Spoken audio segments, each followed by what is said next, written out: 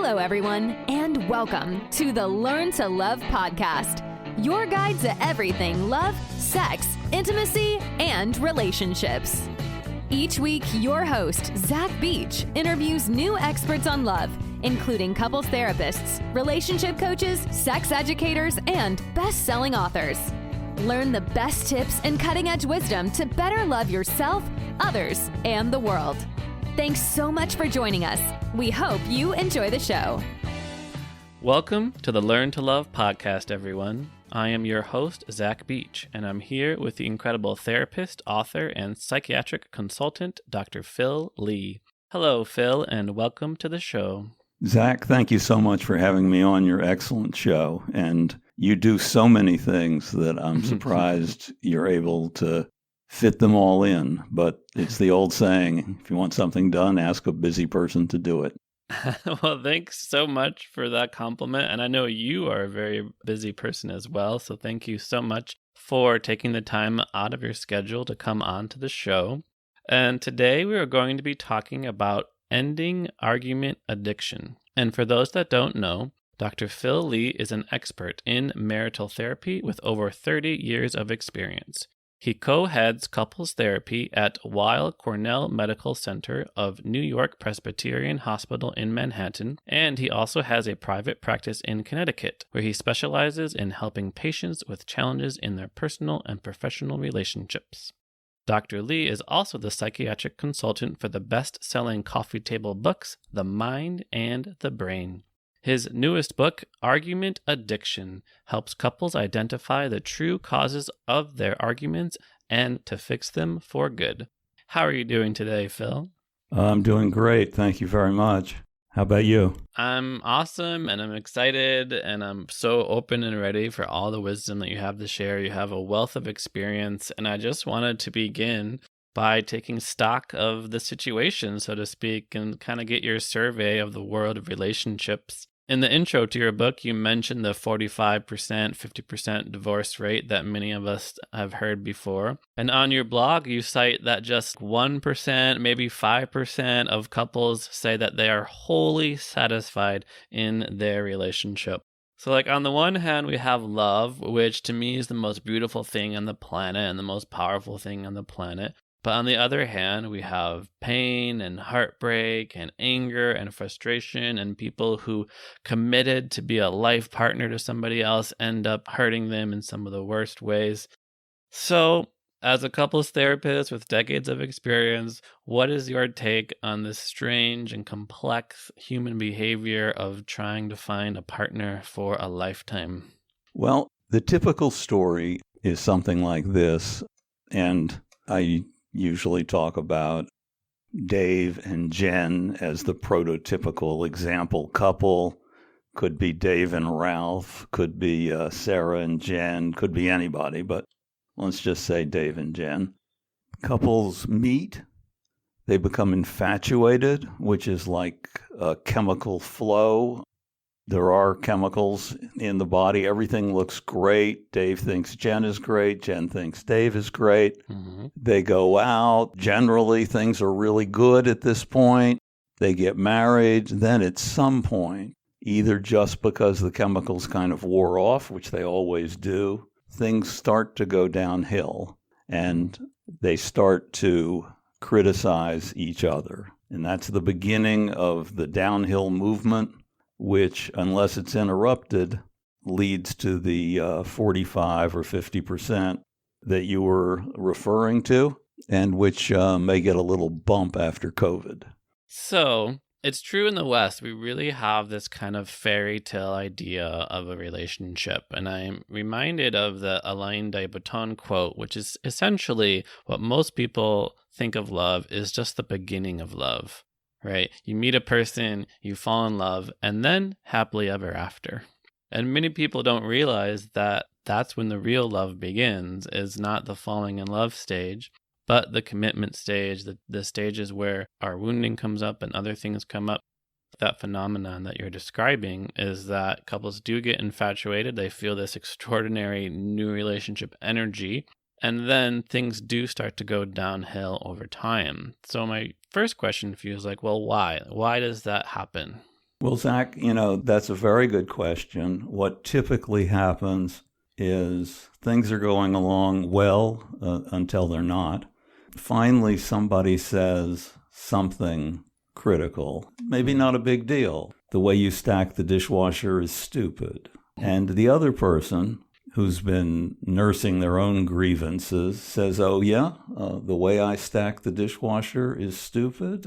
The way you're never on time is stupid. And it turns into you make a mess of the dishes. You never take out the trash. Oh, yeah, well, you're always late. You're always something. Once people start trying to find the flaws in their partner, it's not that hard to find something you can criticize.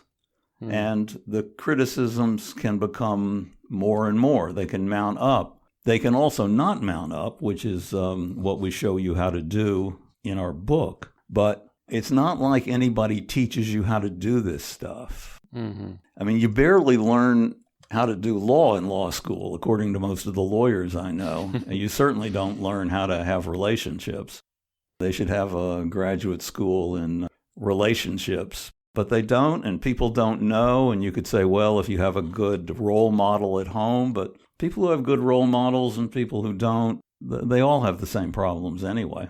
Yeah, I'm reminded of, you probably know John Gottman's Four Horsemen of the Apocalypse, and a huge one is criticism, and a huge one is defensiveness. When you're talking about blaming the dishes, and then the person comes back at them.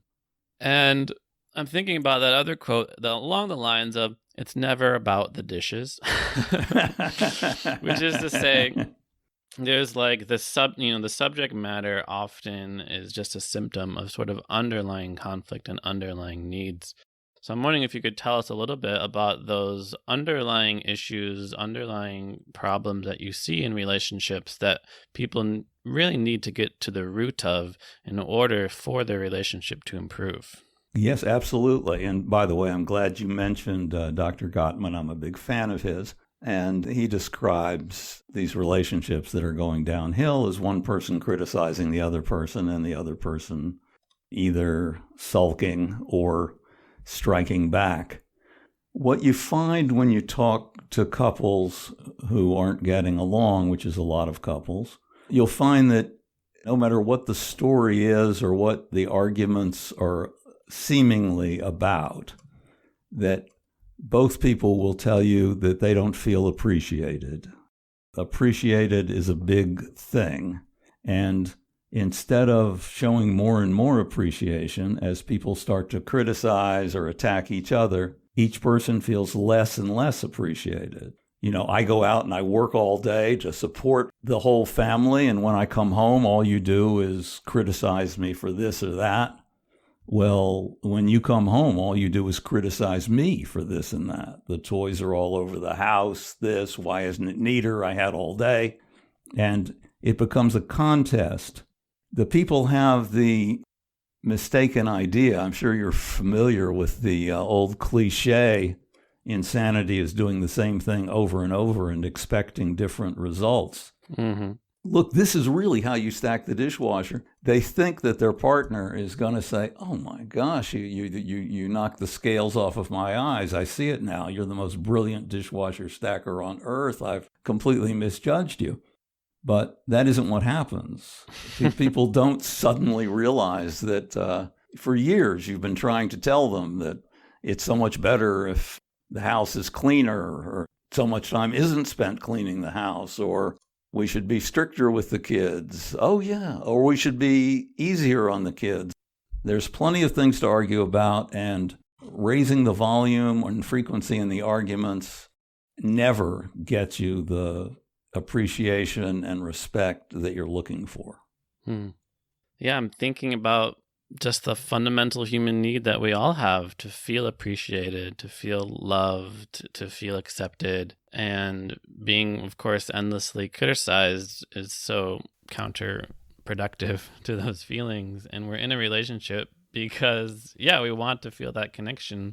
So I'm curious about your approach as a couples therapist in terms of when a couple walks into your office and there is a lot of that criticism, there is a lot of that defensiveness. both partners feel hurt and unloved. What are some of like the first steps back to healing?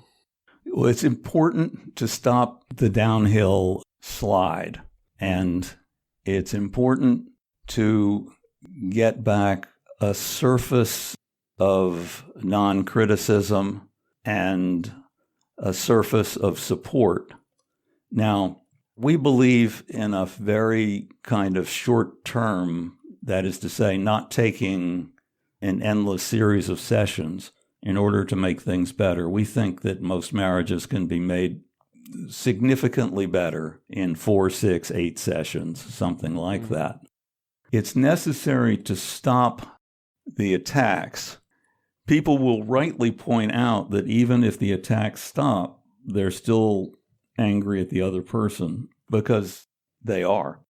And what we say is that you started out with a yard that was full of green grass. That was when you really got along and everybody was happy. Then after a while, a plot of weeds appeared in one spot. That was the arguments. Then the weeds appeared in another spot. Then the weeds spread to a third spot.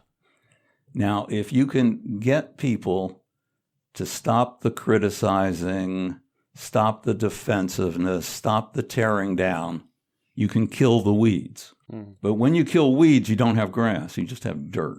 But if you kill the arguments, the grass will grow where the dirt is, if you'll pardon my metaphor. And it doesn't take very long, maybe a month, something like that.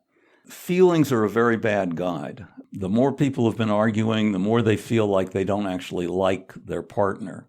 But if they can get rid of the continual provocation and anger, they'll discover generally that they do, because we don't live in a country where these marriages were arranged. These people used to like each other. It's not like you just took 2 people off the street and said, okay, we're going to get you to like each other. They would like each other if you could kill the weeds. I love this metaphor that your relationship is a garden, right? So, of course, you want to give your attention and light and nutrients to the plants and things that you want to grow, and pull out the weeds as soon as you see them.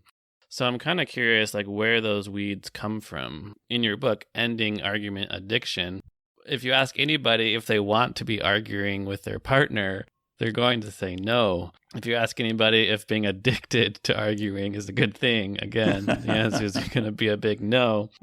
So why are these things that nobody wants in a relationship, nobody values, why are these things continually reoccurring in our relationship?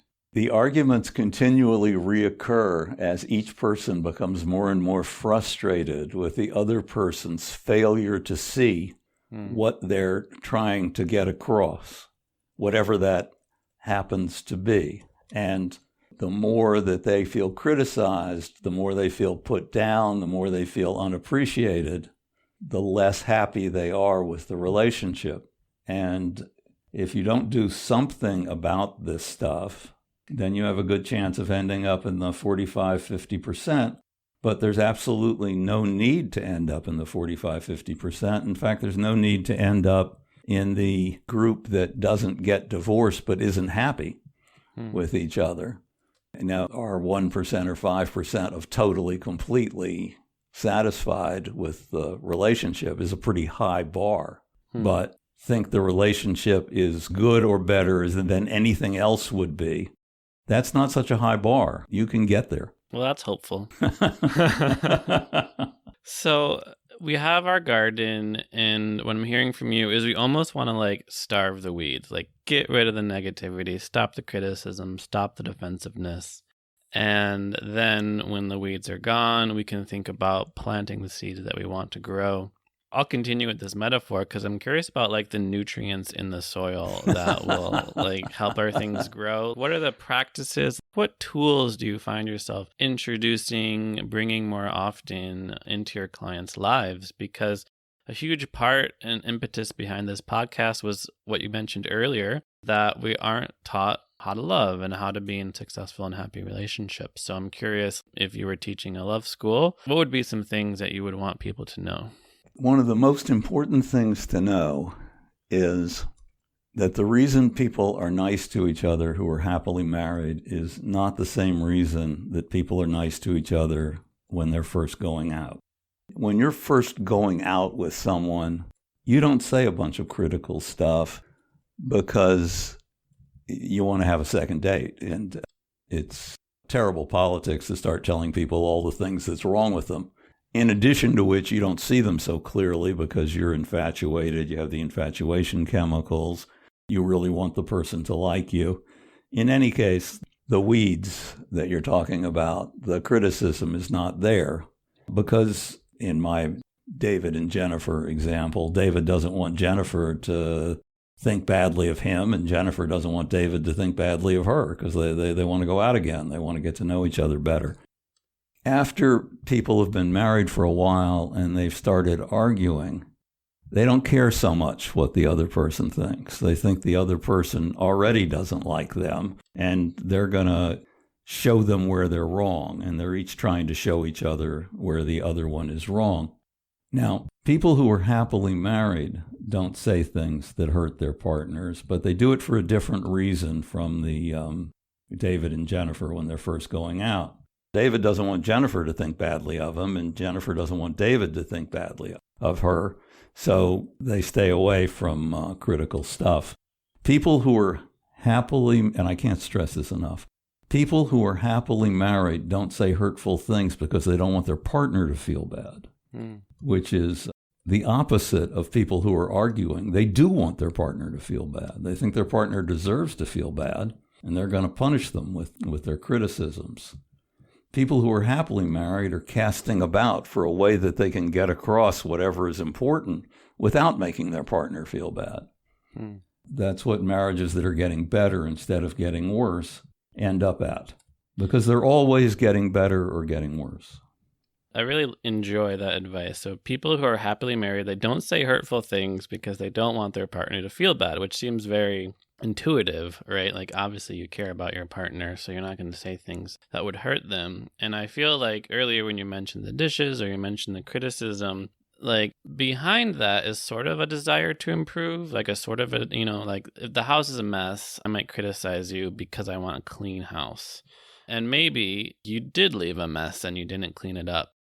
So I'm curious about how do we bring up issues? How do we bring up things that we think need to be fixed without having our partner feel bad or without turning it into blame and criticism? Well, one important thing, and I want to give Dr. Gottman credit for articulating this, is what he calls softened startup, which turns out to be instead of, Jesus, could you ever take out the trash? Turns out to be instead, hi, honey, could you do me a favor and take out the trash? Now, people might tell you, oh, that's so silly. Why do I have to tiptoe around the trash? He should have taken it out himself already, or she should have taken it out or whatever, looking for a way to put the other person down. But the truth of the matter is that people aren't as concerned about the trash and the this and the that as they are about, people who aren't getting along, as they are about showing the other person that they're no good. And the more time you spend trying to show the other person that they're no good, the more that's all you can see. We refer to this famous drawing that's either an empty vase or two people looking at each other. Are you familiar with this? And we liken the two people looking at each other to the happily married couple and the empty vase as the people who see their partner contributing nothing.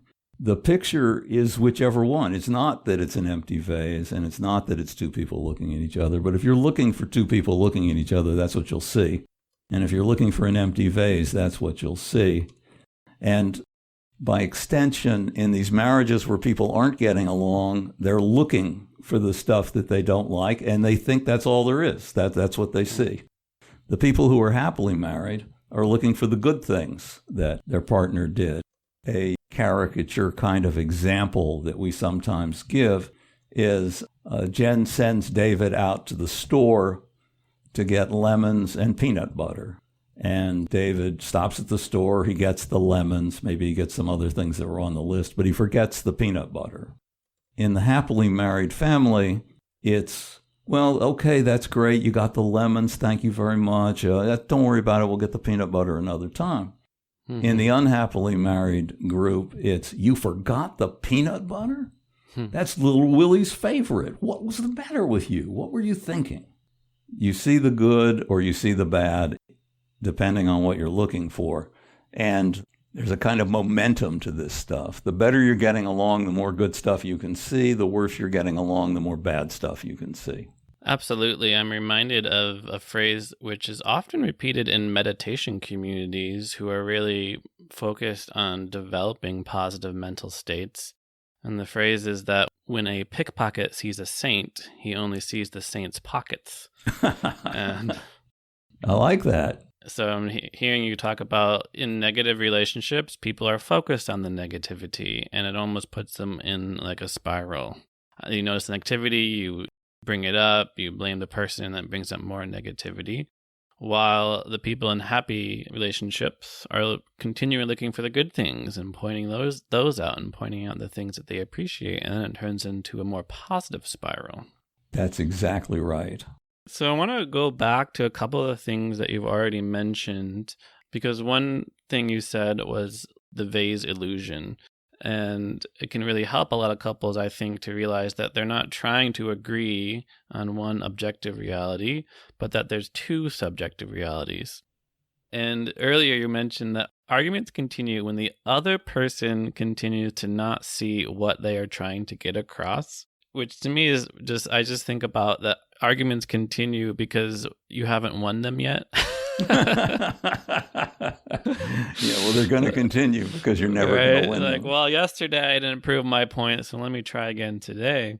Yeah, this time it'll work. Yeah, it doesn't work. So you're actually right in your book that our task is not to win an argument, but to not even get to them in the first place. So how do we do that? How do we avoid getting into our arguments? Well, that is a tremendously important point. There are therapies that we call Judge Judy therapies, where people come and they tell the therapist some argument that they had, and the therapist says, well, yes, Jen, you're right. And Jen thinks, oh, what a great therapist. And Dave thinks, well, what are we seeing this fool for?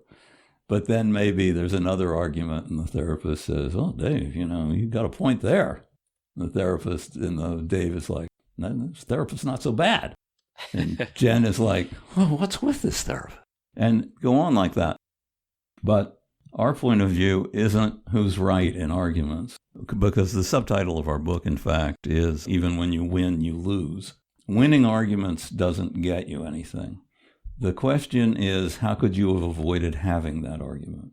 That's the great key. Happily married people don't have so many arguments. People will say, oh, but it's very important to argue. Well, I don't know about that. I think there's substantive issues on which people can express varying opinions and try to find a solution that doesn't make their partner too unhappy, but gets them what they want. And if their partner is doing the same thing, it won't really be an argument in the sense of the underlying, you're no good because, no, you're no good because. It'll be, well, how can we arrange this so I get enough of what I want and you get enough of what you want so that we're both reasonably happy? Mm-hmm. Yeah, when you said that winning arguments doesn't get you anything, my first thought was, well, it gives me a feeling of superiority. People who are arguing already have a feeling of superiority. They're just dealing with the one blind person who can't see it. Mm-hmm. They tell their mother, they tell their friends, they tell, and she does this, and he's that, and the guys in the bar and the friends are like, oh, geez, that's terrible. And the woman's in the bar somewhere and her friends are like, oh, that guy's really bad. But that doesn't really do anybody any good. What does good is to get rid of the weeds and grow the grass. I'm always curious. You mentioned avoiding being the Judge Judy therapist. and not to take sides, because that most likely that couple is not going to want to see you again if they always feel like you're taking one person's side. But I do wonder about those circumstances where it's very clear that one person is in the right, so to speak, and one person is in the wrong. Oh, that's a hard one. Although I'd say there's usually enough to go around. Totally random example, but I'm just imagining like one partner is very jealous and they tell the other partner that they need to discontinue a relationship with a friend of the opposite sex because they're too close and they feel threatened. And I'm wondering, in the therapist's office, when somebody is like doing behavior that you wouldn't want to really encourage too much, how do you overcome such a challenge? Well, that's a tremendously interesting question.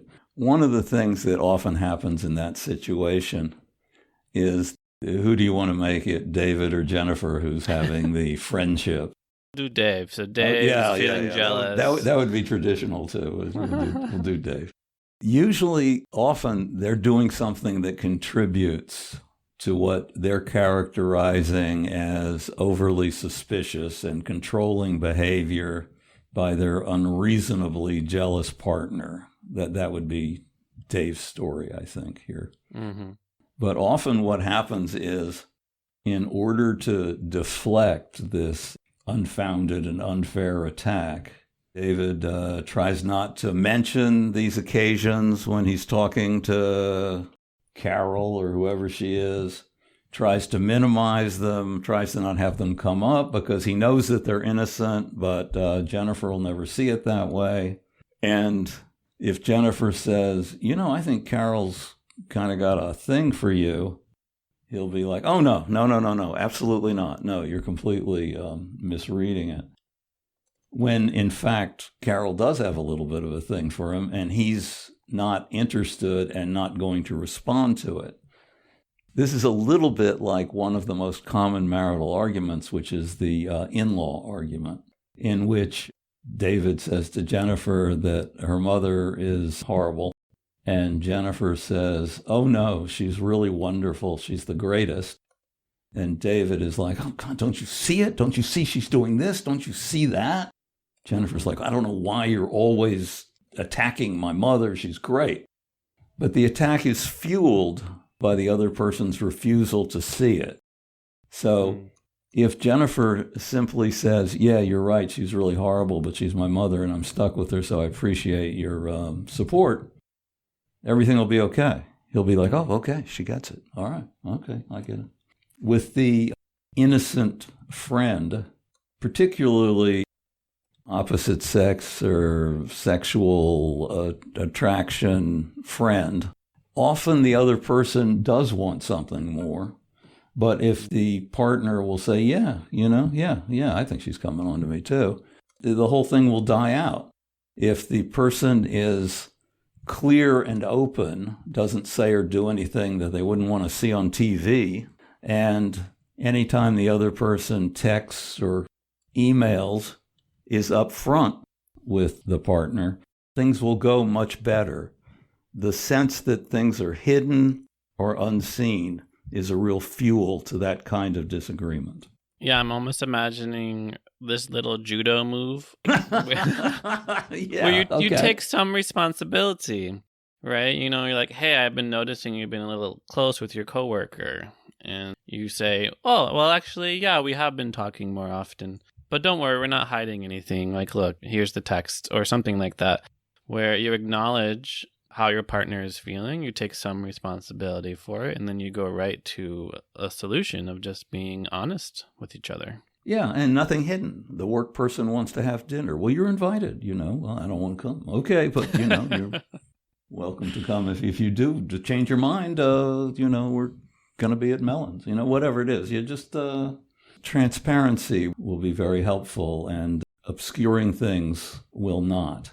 I probably should have mentioned, in terms of stopping arguing, the nuclear disarmament problem, which is, well, if I stop criticizing and my partner redoubles their criticizing, I'll feel all walked over and downtrodden. We can't throw away our nuclear weapons because then the Russians will blow us to bits. Both people have to disarm. And I think, it's part of the therapist's job to see that they do. You're not going to get just one person to stop criticizing. I'm curious that process of disarming that you mentioned. Yeah, right. Meet in Geneva at a big table. And I know there's different tools. I've heard of therapists who establish what they call a negative-free zone in the office. We've also talked on the show about different tools like I statements or nonviolent communication. But I'm wondering, again, what that disarmament process looks like when you do have a couple in a relationship gearing up for battle. How do you get them to drop their weapons? A certain amount of couples therapy is sales. You're trying to sell stopping being critical. It's an important thing to get across to both people. And, you can say it's like one of these corporate exercises where one person falls backwards and the rest of the team catches the person, okay? It's not going to work if one person falls backwards and the other person doesn't catch them. Mm-hmm. And in terms of stopping criticizing isn't going to work if one person stops criticizing. When they fall backwards, the other person doesn't catch them. That'll be the end of that. People will tell you, I can't, the stuff is so alarming, it triggers me so much, I can't stand to see that mess, whatever that they will tell you. But you can point out to them what is perfectly true, which is that at work, in school, all their lives, people have done things which were annoying or troubling, and they have grinned and bared it. They have put up with it.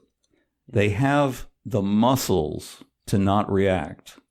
They just don't feel like they should have to at home. And you tell them what my mother used to say to me, which is just be polite, which seemed to apply to everybody but her. She used to say, if you don't have something nice to say, don't say anything. And it's amazing how much better the weeds will get in a week or two if you follow that advice. This is a rule you can use to apply to the things you say to your partner. Don't say or do anything that will make your partner feel bad. Now, everybody has enough IQ to say to themselves, when I say that, will that make my partner feel bad? And I understand that you can then say, well, they deserve to feel bad. But the homework is don't say or do anything that will make your partner feel bad. People can do that. People can do it, and things can get better. And the better things get, the momentum picks up, and the better things get. And people are generally very happy to be back in a happy relationship, as they should be. Yeah, you've already brought up so many positive qualities that we really want to think about bringing into our relationships as much as possible. Transparency, responsibility, honesty, openness, and then finally, just this idea of being nice and polite and kind to each other can be so helpful. And you do write in your book about 3 rules for a happy marriage, and I was wondering if you could tell us a little bit about those 3 rules. Well, I'd be delighted. The first one I did just mention, which is don't say or do anything that'll make your partner feel bad. The others are variations. Think of yourself as a stock in which your partner is a significant 50% shareholder. And you want your stock to go up and not down. And every time you say or do anything, your stock goes up or it goes down. If you just keep it going up, you'll be fine. And the third thing we like to say, which is a different way of saying it, you really got to pick the one that works best for you. Every moment your partner is thinking to themselves, every time you say or do anything, your partner is either thinking, gee, I'm glad I married that person, or what was I thinking when I married that person? And obviously, you want to only say or do things that lead to, gee, I'm glad I married that person.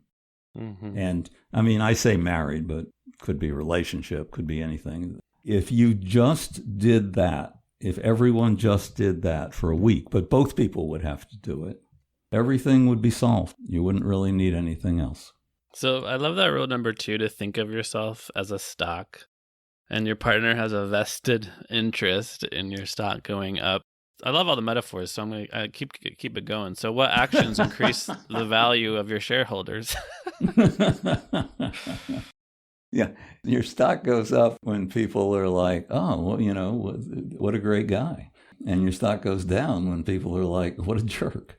And if you spend your time making your partner feel bad, your partner is going to be saying, what a jerk, to themselves. And if you spend your time seeing the glass half full, a lot of stuff is the glass half full versus the glass half empty. People who really aren't getting along, even if the glass is 7/8 full, they find the 1/8 that isn't there. The shopping list was as long as your arm. Still, it's the peanut butter. You forgot the peanut butter. You know, I don't know what's the matter with you. Mm-hmm. You're beyond belief. There you go again. These are stock lowerers. So think nice things, say nice things, do nice things, be polite, kind to each other. Sounds easy, doesn't it? Yeah, I was going to say, it's not quite rocket science over here. You just got to remember that when the arguments start to get less, the grass hasn't grown over the dead dirt yet. So the impetus, the emotional impetus to be nice follows this. If you do this stuff for a few weeks, you'll suddenly start to remember, oh, I really do like that person, because you did really like that person before things started going downhill. Philip Roth has a great line. Everybody knows the sound of a nail being driven into a coffin, but what's the sound of a nail being pulled out of a coffin? And what you're basically doing is pulling all the nails out of the coffin and bringing the relationship back to life. How's that for a metaphor? I'll add it to the list. I'm thinking about relationships continuously getting better over time and how we can ensure that happens. Like, so far, we've been talking about the relationship was really good, and then it went downhill. It's dead. It's in the coffin. And now we want to revive it. But, you know, it would be great if it didn't go downhill at all. And it would be great if our relationship just grew and got better over time. So I'm thinking it's probably going to be the same things we've already talked about. But what are those things we want to do and continue to do to not go downhill, but to always head uphill?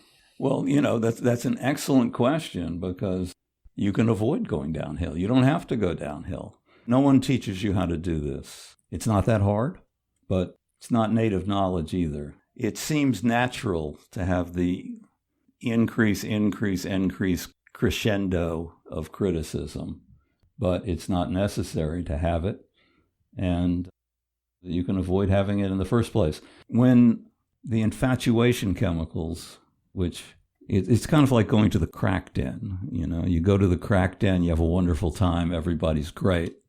Then when the crack wears off, everybody has rotting teeth and it's horrible. The infatuation stage, the chemicals aren't as strong as the crack in the crack den. And when they eventually evaporate, which they always do, after days, weeks, months, whatever, sometimes they're prolonged by living in different cities, but eventually the chemicals go away. You're left with whatever you're left with. The question is, can you go from there? If you and your partner go out one night and on Cinco de Mayo and drink a lot of tequila and have a great time, the next morning you may not be having such a great time. You may even have a little bit of a hangover. But you're going to know that last night, having a great time, feeling jolly, came out of a bottle. You're not going to blame your partner because you don't feel that good today. But when the infatuation chemicals evaporate, people are like, well, Jen used to make me feel really good, but She doesn't make me feel that good now. And Jen is like, Dave used to make me feel good, but, it's really annoying how he leaves his socks, all over the floor. Nobody says, oh, gee, I have a hangover from all those infatuation chemicals going away. They say, oh, now I see what it really is. Remember that the infatuation chemicals are, just like the tequila that came out of a bottle.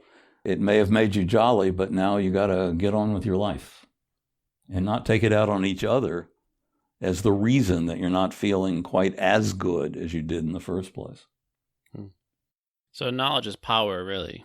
Recognizing that wired into our brain, this falling in love process and the cornucopia of chemicals that get flooded into the brain.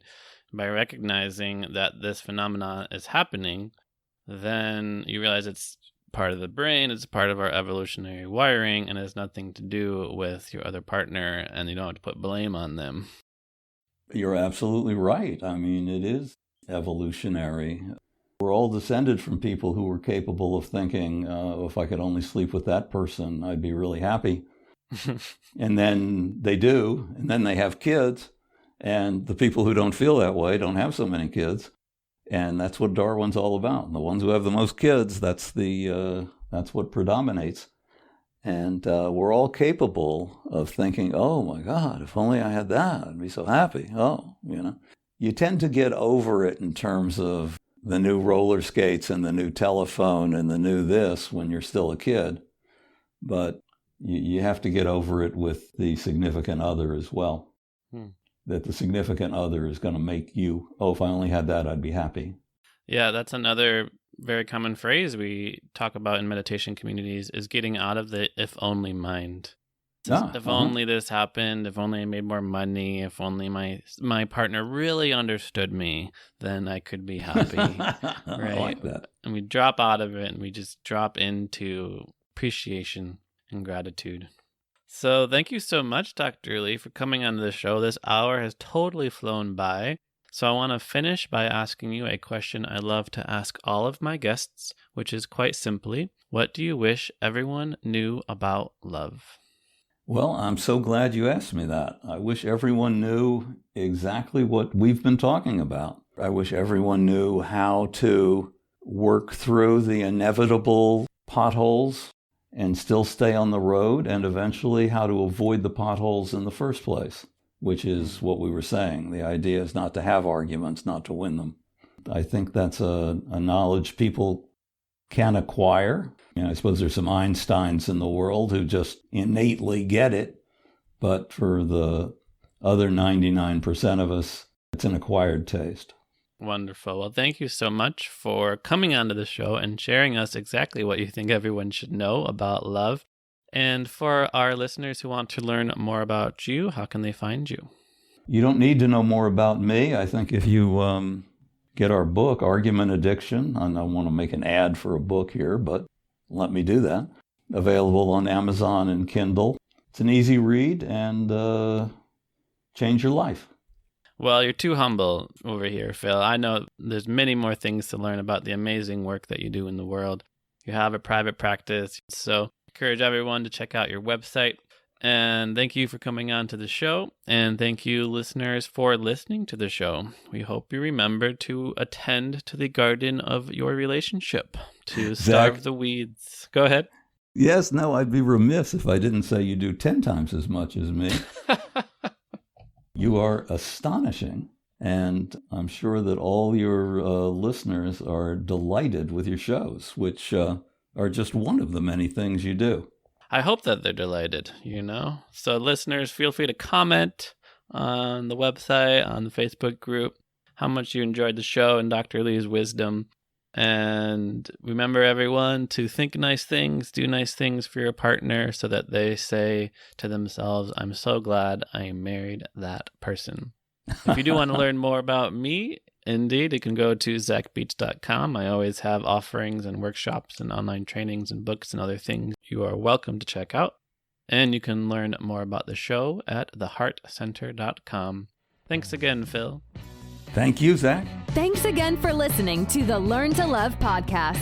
To learn more about the show and your host, head over to zachbeach.com or theheartcenter.com. You can also follow Zach on Facebook, Twitter, and Instagram.